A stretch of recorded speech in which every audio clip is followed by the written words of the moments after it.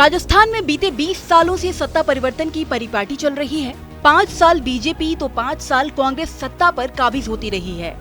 साल के अंत में विधानसभा चुनाव होने हैं, जहां वर्तमान में सत्तारूढ़ दल कांग्रेस रिवाज बदलने का दावा है, तो वहीं बीजेपी का कहना है कि गहलोत सरकार के खिलाफ कई मोर्चों पर जनता के बीच नाराजगी है और युवा किसान सरकार को मुंहतोड़ जवाब देने का इंतजार कर रही है।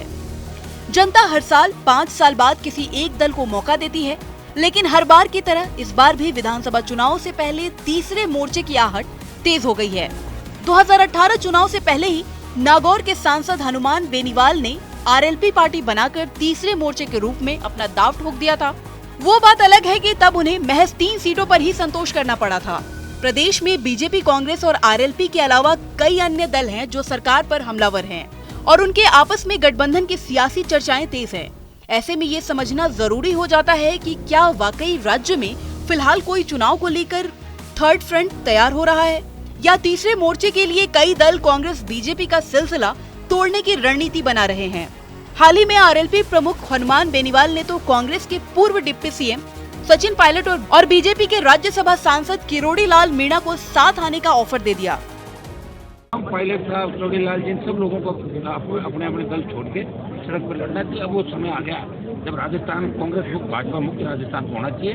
अगर कांग्रेस छोड़ के पायलट, किरोड़ी लाल जी अगर भाजपा छोड़ के आ जाए और आरएलपी इनके साथ तीनों मिल जाए, 140 से ज्यादा सीटें राजस्थान। प्रदेश विधानसभा चुनाव की दहलीज पर खड़ा है। ऐसे में राष्ट्रीय लोकतांत्रिक पार्टी, आम आदमी party, Bahujan Samaj party, BTP, communist party, राष्ट्रीय लोकदल सहित कई ऐसे चुनावी दल हुंकार भर रहे हैं। एआईएमआईएम के चीफ अवैसी ने तो ये तक कह दिया कि राजस्थान में चुनाव प्रचार शुरू भी कर दिया है। अवैसी ने हाल ही में सचिन पायलट के विधानसभा में चुनावी हुंकार भरी थी और पायलट को लेकर हमला बोला था कि राजस्थान में 9 मुस्लिम एमएलए जीतते हैं, जिसमें से 3 हमारे मेवात के मियों मुसलमान है। आज हमने देखा कि भरतपुर में जुनैद और नासिर को मार दिया गया। कितने एमएलए जबान खोलकर बोले, कितने एमएलए खुलकर मजम्मत किए। जब हैदराबाद से निकलकर असदुद्दीन ओवैसी भरतपुर जा सकता है, तो क्या जयपुर से और टोंक से निकलकर सचिन पायलट और अशोक गहलोत नहीं जा सकते जुनैद और नसीर के घर को?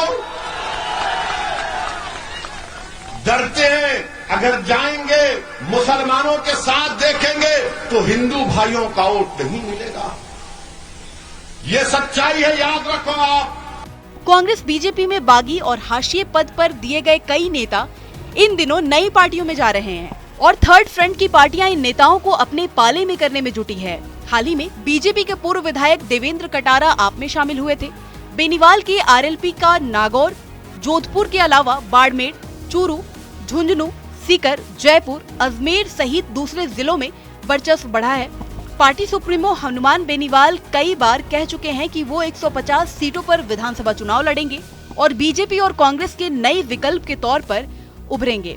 वहीं बेनीवाल ने कहा कि 50 सीटों पर बीजेपी कांग्रेस को हराने वाली क्षेत्रीय पार्टियों के साथ गठबंधन भी कर सकते हैं।